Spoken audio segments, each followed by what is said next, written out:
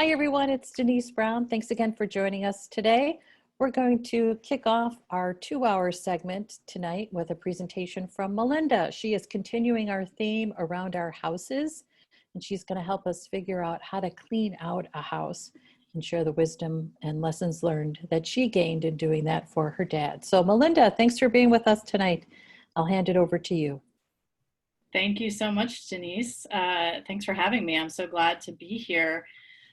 So as you can see, I titled my presentation, Cleaning Out Dad's House, Lessons Learned, Mistakes Made, and Wisdom Gained. I think wisdom might be a little bit of a stretch of a term, but, I think I definitely learned a lot in the process. It's actually still an ongoing process, so still learning as I go. As Denise said, my name is Melinda. I am a certified caregiving consultant. I cared for my father for 13 months when he was sick with brain cancer. So let's go to the next. Hold on, sorry, the next slide.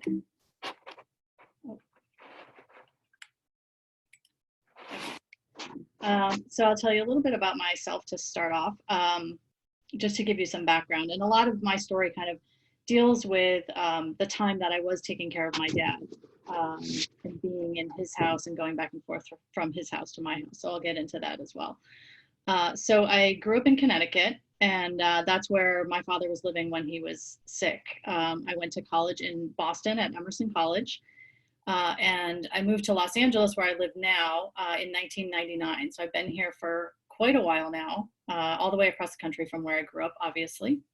I've been married for almost 12 years, and I have a 9-year-old son who's going to be 10 next week. So that's kind of my family background. I went to Emerson. Emerson is a school that focuses on communication and performing arts. And so I started off my career in the entertainment industry. That's why I had moved to Los Angeles. I was in the entertainment industry for a couple of years, and then I was drawn back to academia and wound up in higher ed administration, and I've been there pretty much ever since. So that's where I have made my career. I'm currently working actually for Emerson College. That we have a Los Angeles program that we have here, and I am working in Alumni Relations. So that's what I'm doing for work right now. And this is my dad, Dan Valente is his name. This was actually taken at Bob's Big Boy here in Los Angeles on one of his visits. I actually think this was August of 2014. So this was just a few months before he actually wound up getting diagnosed. He was still healthy at this point. So he would come to visit usually twice a year. He would come to Los Angeles. So this was one of his visits. We were very close, as you can imagine. He was a musician. He had a lot of friends. He was very funny guy. He was just a great guy. So I remember, I just wanted to put in here, the call that changed it all. It's one of those moments that you just remember it all, where you were, what was happening when you get like really big news like this, right? So November of 2014, I was driving to pick up my son from preschool, and I was actually on the phone with my sister, and my dad had texted me to say, please call me as soon as you can. And I literally said to my sister as I was driving, I said, I got this text, I had stopped at a stoplight, and I kind of looked down and saw the text from my dad. And I said to my sister, I just got this text from Dad. Have you talked to him? Do you know what this is about? She said, oh, no, I haven't talked to him today. And I said, all right, well, let me call him back, and I'll call you back after that.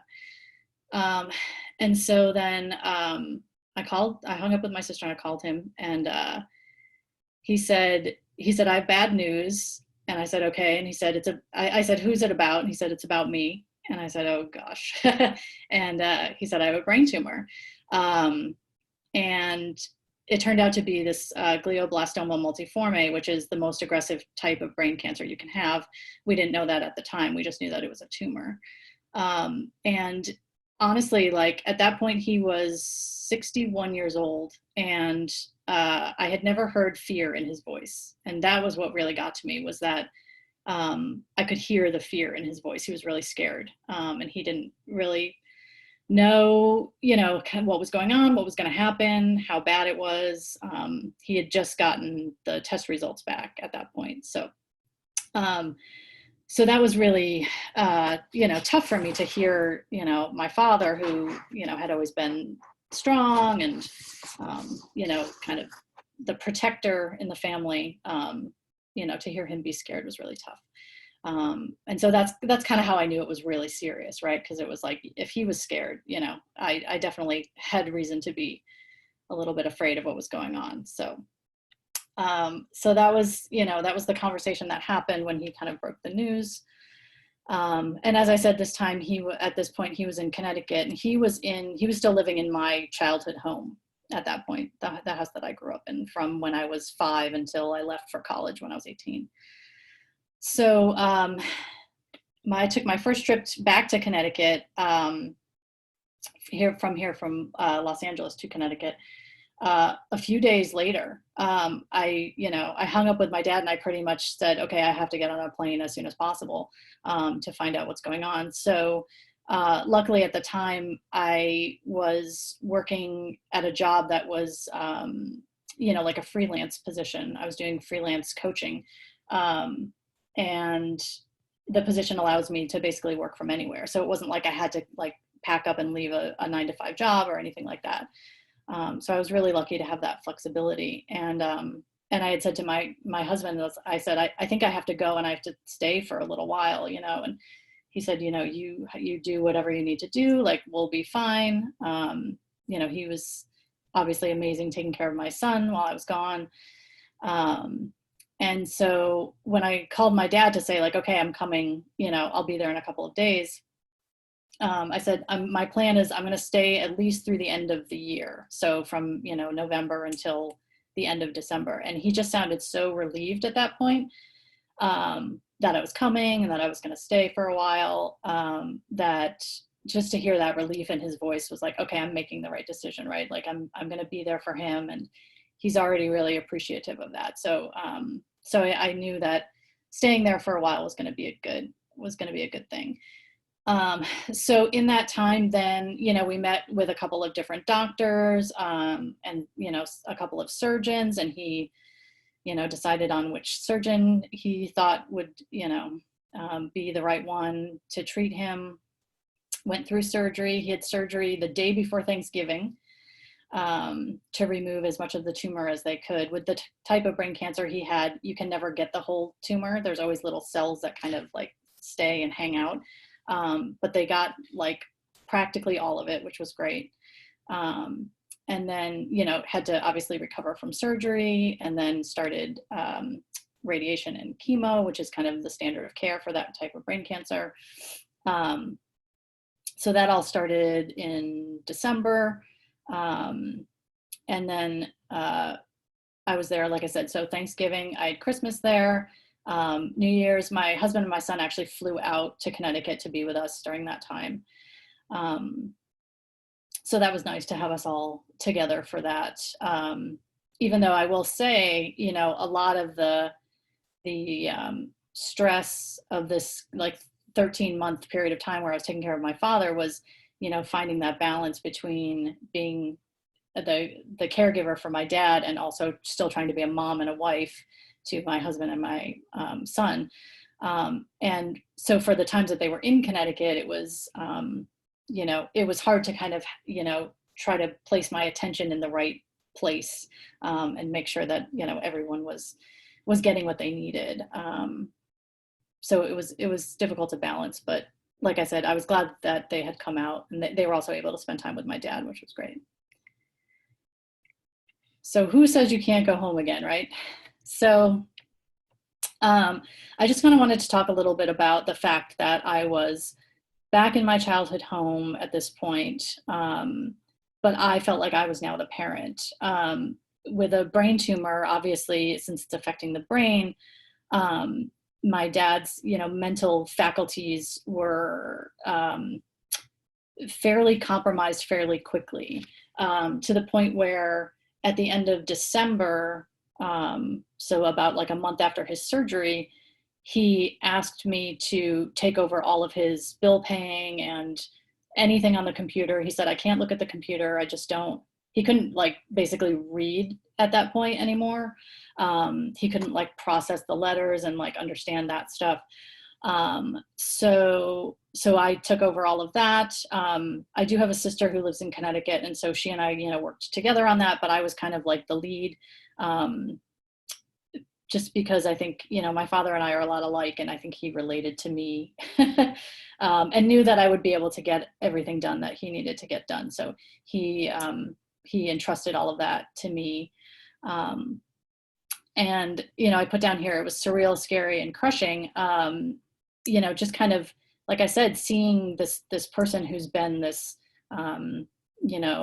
this strong guy, always pretty laid back,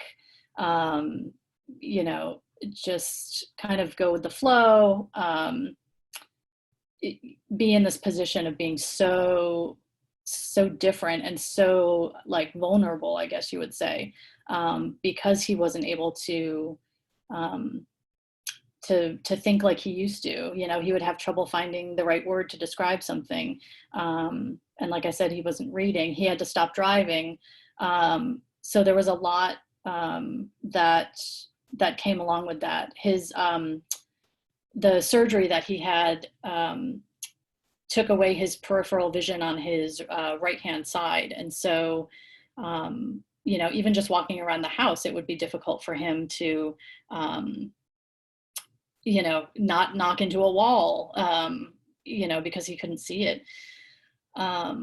So it was just a very surreal time, again, to kind of have this time in my childhood home, where the last time I'd lived there, I was 18 years old. And now I am, in my 40s, taking care of my father, who's, not quite the same person that he used to be. So that was definitely quite a challenge. And in terms of my dad's stuff, so my dad collected stuff. And one of the biggest collections of stuff that he had was this massive collection of musical equipment and instruments. As I mentioned, he was a musician. He played bass guitar, and he had probably between 25 and 30 bass guitars in his house. And he had electric guitars, he had amplifiers, he had, he had like a saxophone and a clarinet and, an auto harp. He had a lot of different instruments. And he had actually said to me a few years before he got diagnosed, he said, yeah, I think, at some point I would need to have everything appraised, because I don't want you and your sister to have to like deal with all of this stuff, when I'm not around. Like, I want you guys to know like how much it's all worth and everything. But that never happened. So luckily he had a friend. He had a lot of musician friends, and, people that I knew as well. I knew a lot of my dad's friends, which was nice. He also knew a lot of my friends, which was great. And so one of his friends, was a consignor of musical equipment and instruments. And so he came in and he pretty much bought everything.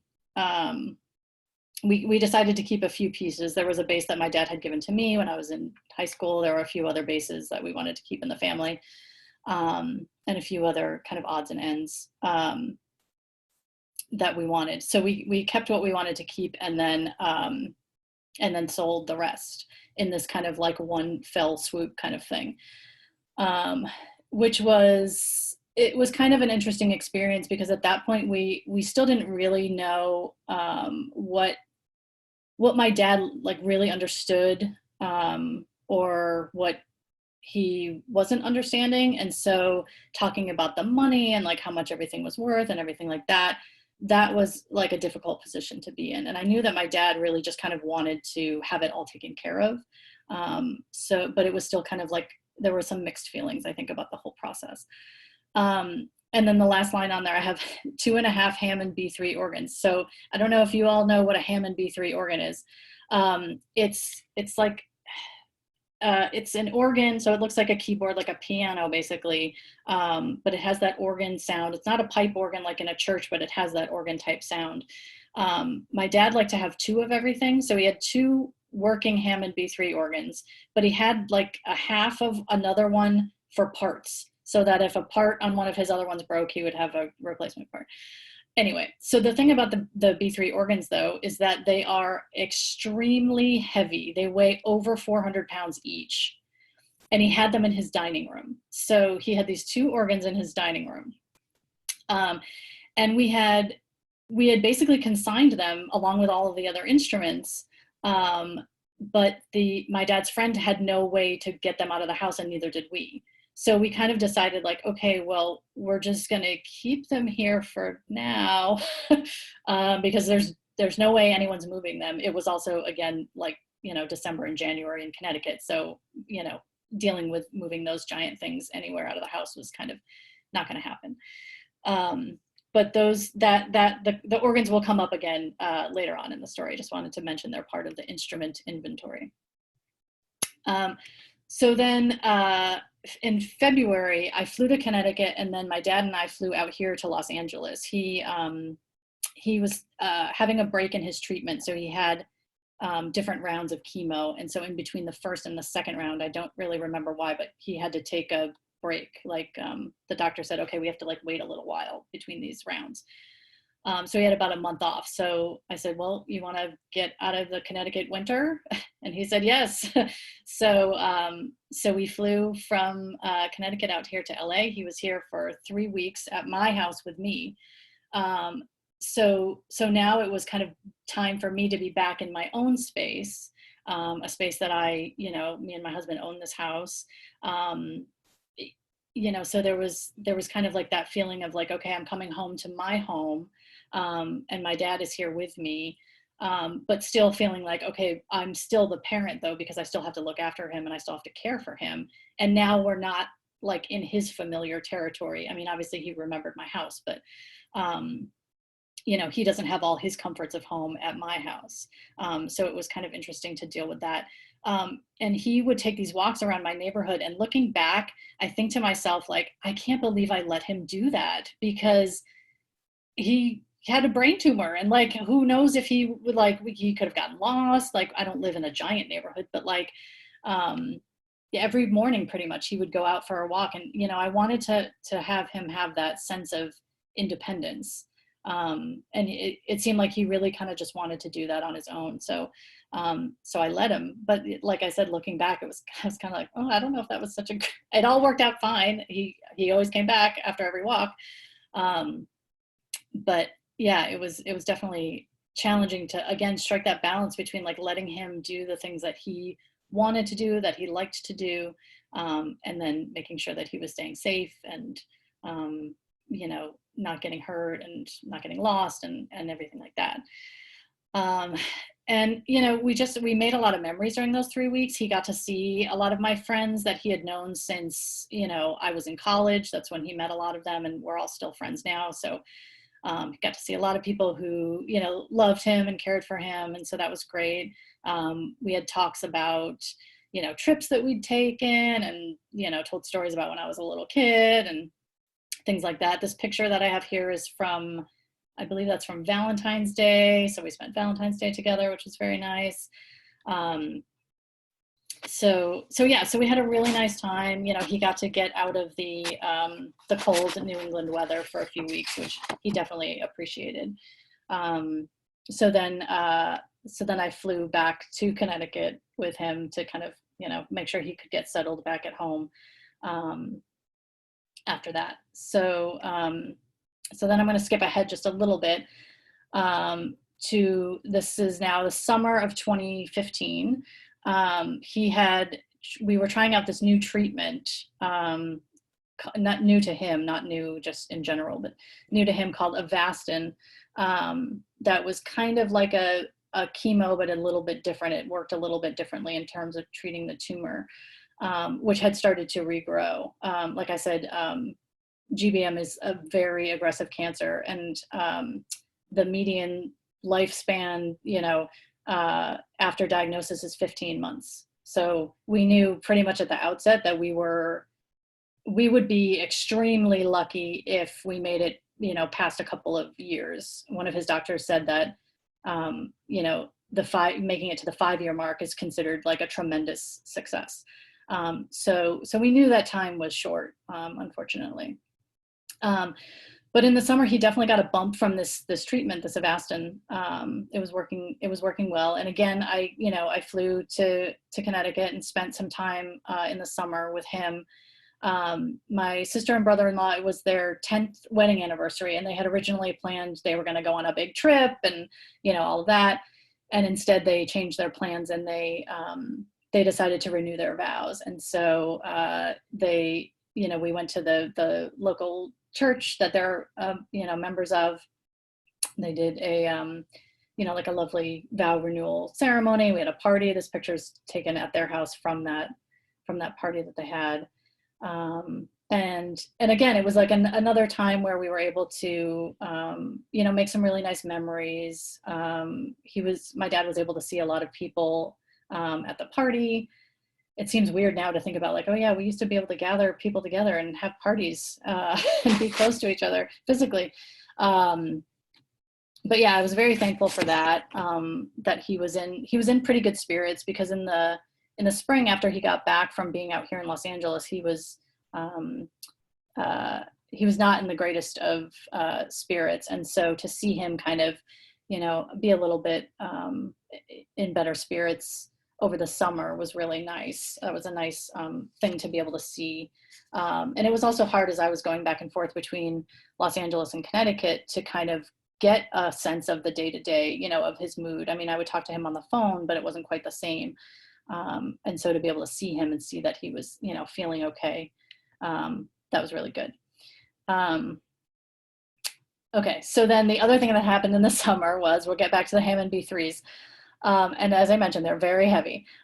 So my dad had actually been taking lessons at one point from a guy in Connecticut. And so I happened to be able to track him down. It took me a little while, but I kind of, because my dad had given me all his passwords and everything, and access to everything, all his accounts, I went into his email, and I just I started poking around, and I found the organ teacher. And I reached out and I said, here's the deal, my dad's sick. We need to get these organs out of the house. They're consigned, but they're not, I don't think they're going to get picked up. I don't even, really want any money for them. Like, if you can actually just come and pick them up, that would be like a huge help to us. And so he came by, and let's see, I think I have some pictures. Yeah, okay. So so this is actually, that's my husband in the blue shirt, my brother-in-law in the red shirt, and then the white shirt is Greg, who was my dad's organ teacher.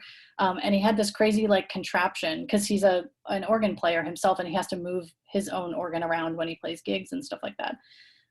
So he had this contraption that you load the organ onto, and then kind of sort of like wheel it around, but still it's very, again, heavy and cumbersome. So that's them loading it out of the house, and then putting it into the trailer that he had to transport it. I think I think the trailer only held one organ, so I think he had to make 2 trips, but yeah, it was just such a relief to get them out of the house, that I was very thankful for that he was able to do that. And I knew that he, was going to take good care of them. He had mentioned like how much he loved my dad, and was very like thankful to have been connected with him. So I knew that they were going to be looked after in the way that I hoped they would, and that I know my dad would have wanted. So I was very glad for that. I was very thankful that I was able to make that happen. But I think that brings up the point of, thinking about stuff in a house, you know, and thinking about before a person passes away, like going through things and thinking about, you know, who should get things, or what do you want to have done with your possessions. You know, I think those are hard things to think about sometimes, because you don't want to think about, you know, okay, someday I'm not going to be here, or someday this other person's not going to be here. I didn't want to think about my father, you know, passing away, but some of the logistics of all of that, it's, you know, it's important to think about as far in advance as you can, because then if you're able to make the decision with the actual person whose things they are, then they get to have a say, you know, which is definitely ideal. So you don't have to make the decisions without them. Okay, so this is November and December of 2015. This is kind of, you know, the last part of my dad's life, unfortunately. So he was declining, and I didn't really realize how bad it was until I got to Connecticut. We decided to go for Thanksgiving. We weren't going to, and then I talked to my dad's doctor a couple weeks before Thanksgiving, and it sounded like things weren't going well. So we decided to spend Thanksgiving in Connecticut. We all went, me and my husband and my son. That wound up being the last time that they saw him before he passed. He actually wound up getting really sick that weekend, so we had to take him to the emergency room. And he was in the hospital for almost a week. So my husband and my son and I were supposed to fly back to Los Angeles like that Tuesday after Thanksgiving or something like that. But I told my husband, I said, I have to stay and deal with this and figure out what's going on. And so of course he said, yes, I'll take, my son's name is Dashel. I'll take Dashel back, to LA, and we'll be okay. You do whatever you need to do and stay as long as you need to stay. And so while he was in the hospital, the doctors there were kind of conferring with his cancer doctors. And the consensus was, that there was nothing more that they could do. That's always a really tough conversation to have. Those are tough words to hear. They're tough words to say to your dad when you're not even really sure if he understands what they mean. But we had that conversation, and then he was released into hospice at home. So that was around the first week of December. And so he passed away on the 20th of December. He was at his house. I was with him. So was my sister and my mom, who my parents were not together. They'd been divorced for many, many years, but they were still friends, to the point where my mom had actually moved in to his house and was helping to take care of him while I was going back and forth from LA to Connecticut. So now we'll get to kind of like the lessons learned, things that I've been thinking about ever since my dad passed, and dealing with, like I said, his stuff and that whole experience.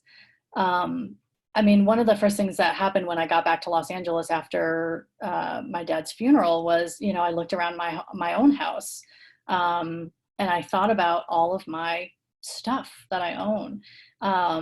And I started to think about, like, what really means something to me, and what is here that, it could go missing tomorrow and I probably wouldn't even know. And so, I started to kind of think about, like, okay, I need to clean out this closet, or I need to look in this drawer. And, really tried to kind of be mindful of the fact that someday someone else is going to have to think about this if I don't think about it now. And again, it's not easy to do that. But it was helpful to me to have that experience with my father, because, I think it just really planted that seed of, like, okay, try to be as thoughtful as you can about the things that you own,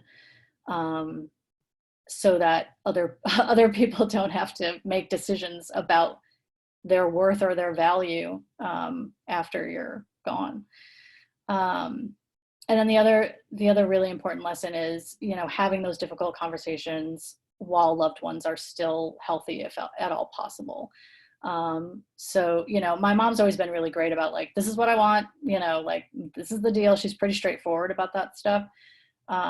So that made it easy, but my father and I never really talked about that stuff while he was still, able to kind of communicate those things. And so to have to guess about what he would have wanted, and all of that was tough. Because there's a lot of doubt that creeps in, right? Like, am I doing right by this person? Is this what they would have wanted?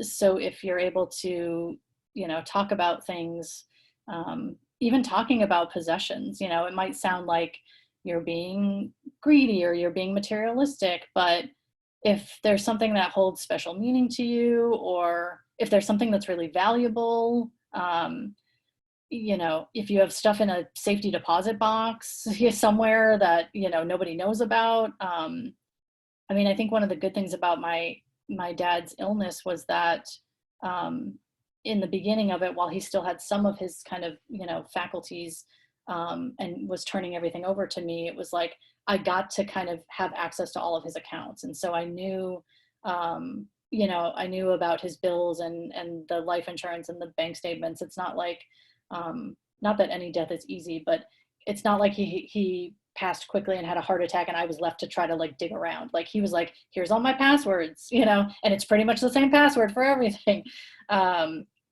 So being able to kind of take over while he was still alive, was definitely, it made things easier for me, just having to handle all of the things, and like his taxes, and like, I don't know, just like the house and the car and, all of those, the kind of the big stuff. He had 2 motorcycles, like dealing with those, things like that. So, and then of course, the importance of having a will. My father didn't have a will when he got sick. And so I remember the night before his surgery, we were sitting at my sister's dining table with my sister's sister-in-law, who's an attorney, who drew up a will for us to, have my dad sign right there and everything in case something happened during the surgery. And so having to do that, luckily, like I said, my dad was a collector of stuff, but he didn't have millions of things, and he didn't have like an estate that was worth, millions of dollars. So it wasn't like there wasn't a lot to deal with. It was pretty straightforward. But even so, just that pressure of like, I don't have this document and I need to have it today. Like, that's not the way you want to write a will. You want to be able to kind of, have some thought and have some time to kind of think about things. So just, kind of letting that inform the way I think about the process, and how I want to have things done, like going forward. In terms of mistakes that I made, I always think, I did the best I could at the time, given what I knew, right? So it's hard to go back and like second guess yourself in the past. It's not a good use of time. So I try not to do it. There are a couple of things though, that I do kind of feel, I have mixed feelings about, I'll say that. I did feel the need to kind of try to clean out the house as quickly as possible. As I mentioned at the beginning, it's still not done. I've done 2 trips where I've done really big chunks of cleaning out stuff.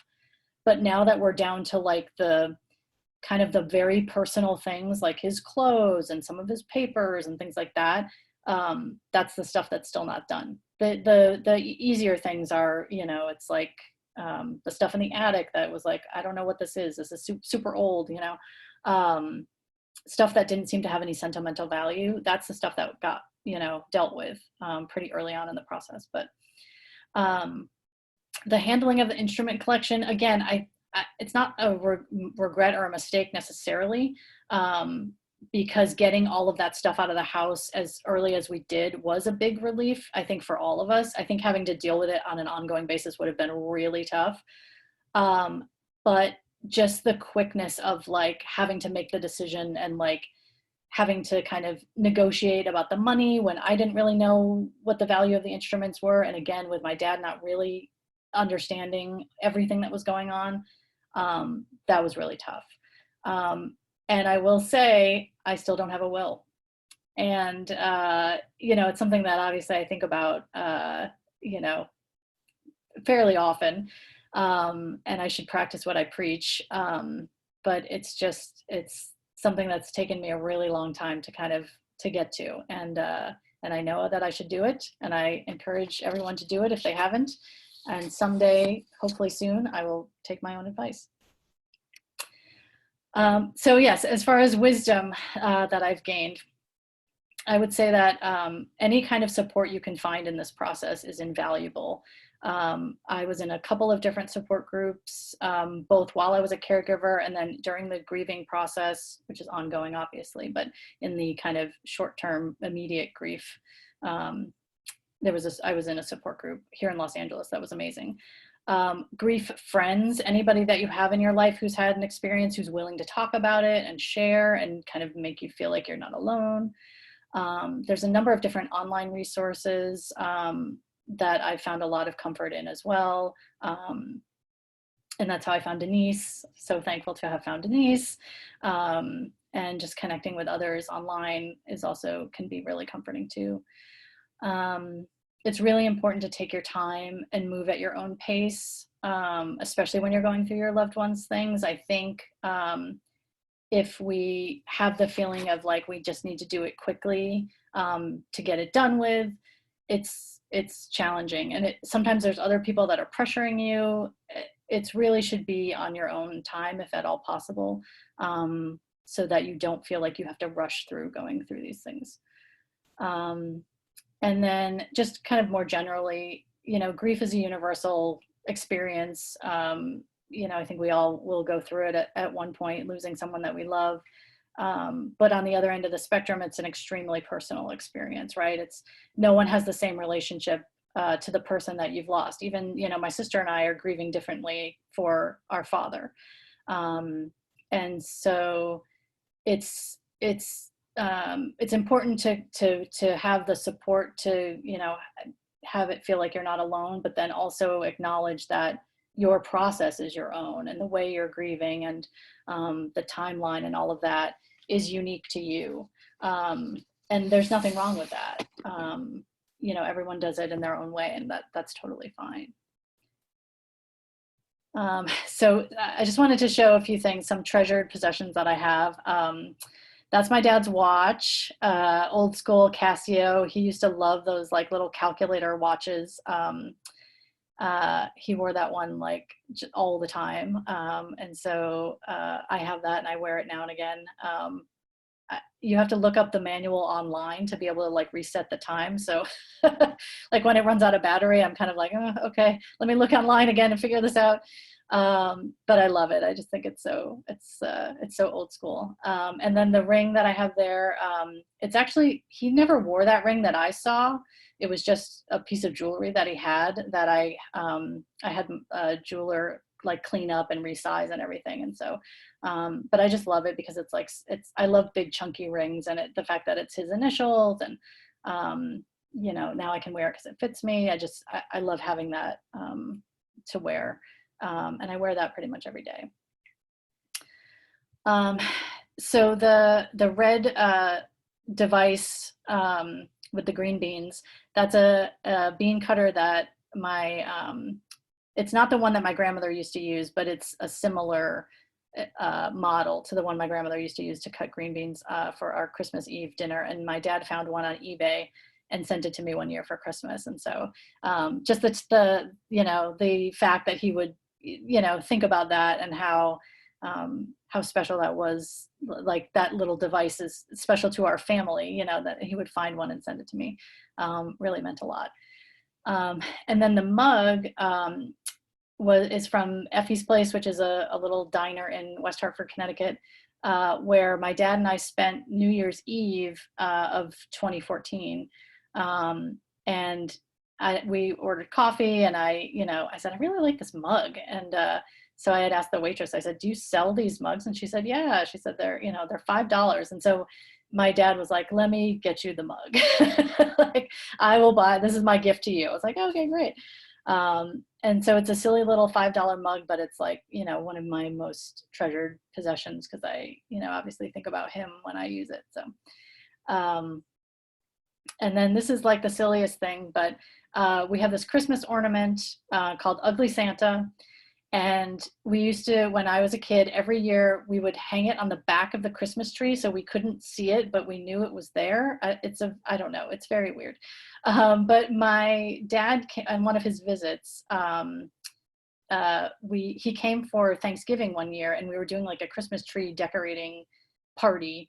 And so he decided to gift me with Ugly Santa that year. And you can see I'm very excited to be the proud owner of Ugly Santa. And of course, all of my friends were like, I don't understand why this is so exciting, but okay.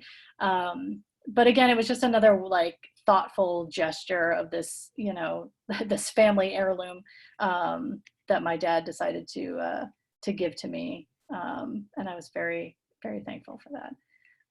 This is actually a necklace that a friend of mine had made for me. And it says, "Love you with my whole heart always, Dad." It was the text is taken from a card that he had written to me. And I had sent it to my friend. I said, "Oh, I was cleaning out some stuff and I found this card. This is so sweet." She's like a grief friend of mine. And then, you know, a few months later, she had, you know, had this sent to me. And it was so meaningful to have something with his own handwriting on it, to be able to remember him. So that was just like a lovely gesture, and I really appreciated the thoughtfulness of that. So Just a heads up. Oh, I was going to say, you're okay. Yeah, I'm pretty much done. There's a close-up of Ugly Santa in case you were wondering what he actually looked like in all his frightening glory. We hang him on the back of our tree too now, so we continue the tradition. But yeah, so that's basically my presentation. I want to thank everybody for tuning in. If anybody has any questions or anything. We have been having an interesting conversation in the chat room around possessions. Okay. And Gail had a great idea, and that is if you can't keep a possession, but it has meaning to you, take a photo of it. So that can be helpful. We talked a little bit about distribution to family and how family members have different ideas about what's valuable, which can be tough. So when you look back, Melinda, what was it that you did right? And what is it that you would have done differently? Do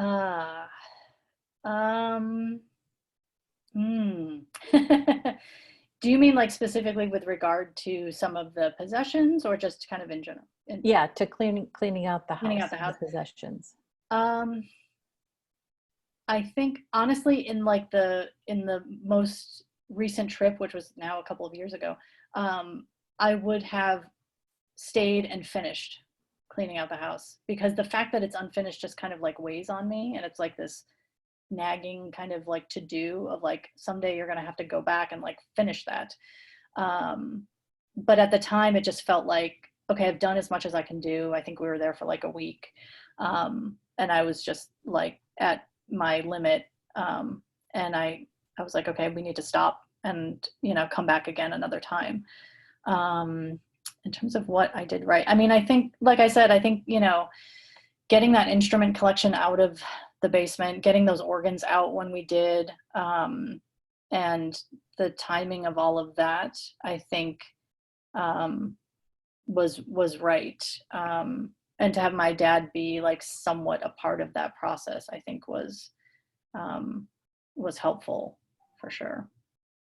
There's a great book called Who Gets Grandma's Yellow Pie Plate, which is about who gets grandma's yellow pie plate. So there might be one possession that everybody wants, and what is a equitable way to distribute the possessions after death. And there's ideas like a raffle, or everybody picks a number out of a hat, and then you use that numbering system for people to take a turn. So the first one gets a turn first, then number two, and so on. And I also think it's helpful as we think about our own possessions, as to think about the story with the possession. I have given a talk about possessions in the past, specifically to my mom's guild. And we talked about how when you have a possession with a story, you want to make sure that that story goes with the possession, because that's part of the value of the possession. So Mm-hmm. it's taping something at the bottom of the possession if possible, or somehow documenting the story that goes with a possession.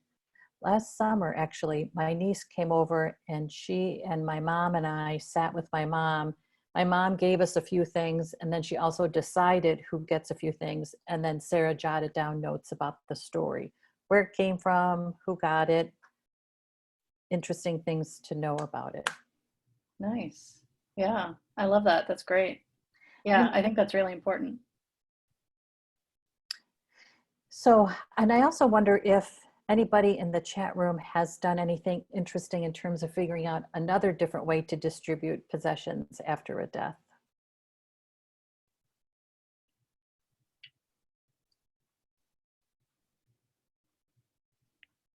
Yes, names on bottom of things. I tell my mom all the time, please put my name on the bottom of that. I'll take that. Can I put my name on the bottom of it? Yes.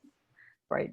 Yes, names on the bottom of things. And I also think it is helpful to talk it out before death, although I do know a family actually that had china and a Bible, and three siblings, all three siblings wanted the china and the Bible, and what they ended up doing was having each family have the china for a year and then giving it to the next sibling so that they could use it for a year. And then when they gathered for holidays, they used that china at that sibling's house, and the same thing with the Bible.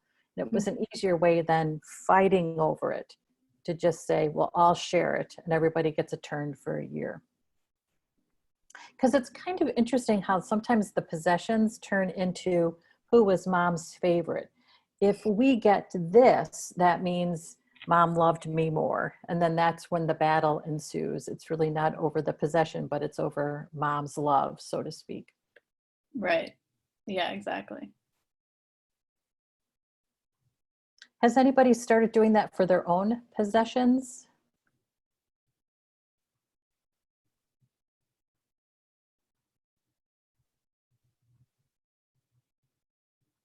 Oh, Gail had some family members change the names that were on items. Oh my gosh. Wow.